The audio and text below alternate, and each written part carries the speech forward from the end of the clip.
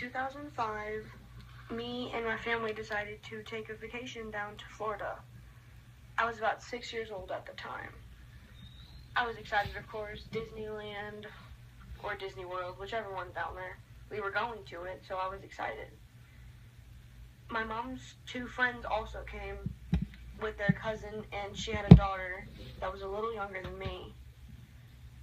And then one night, we all were just sitting on the beach, and my mom and her two friends went to go get us dinner at Kentucky Fried Chicken, and I don't know why they took so long to get back, but it felt like forever. So I was scared of the ocean. I stayed on the beach the whole time. But my dad and my siblings were on a boat out in the ocean, and I was too scared, so I was alone with my mom's friend's cousin and her little kid.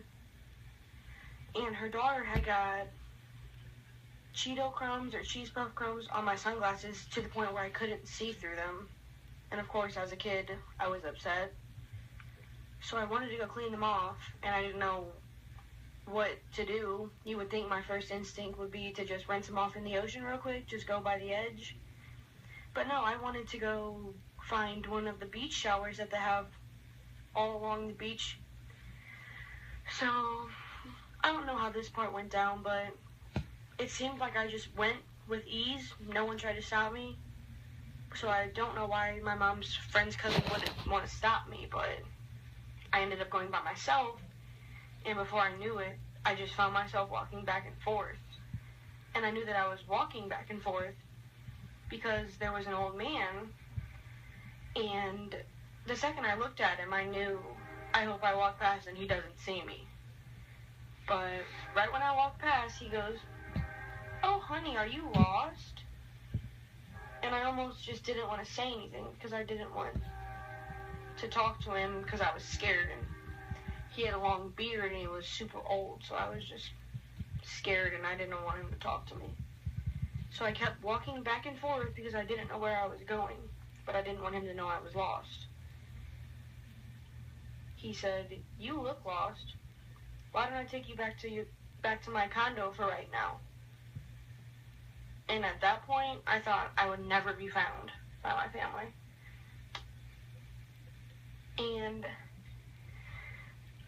he kept saying things, and I had heard what he was saying, but at that point, I was more focused on the helicopter that was circling around me, and my faith was restored after I finally saw what looked like someone that was trying to find me.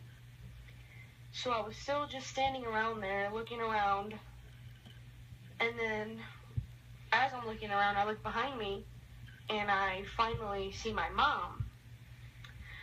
And I was so excited, but she seemed upset.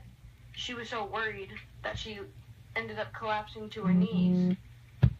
And then she came over to me when she finally got up, and she hugged me so hard that I felt like I couldn't breathe.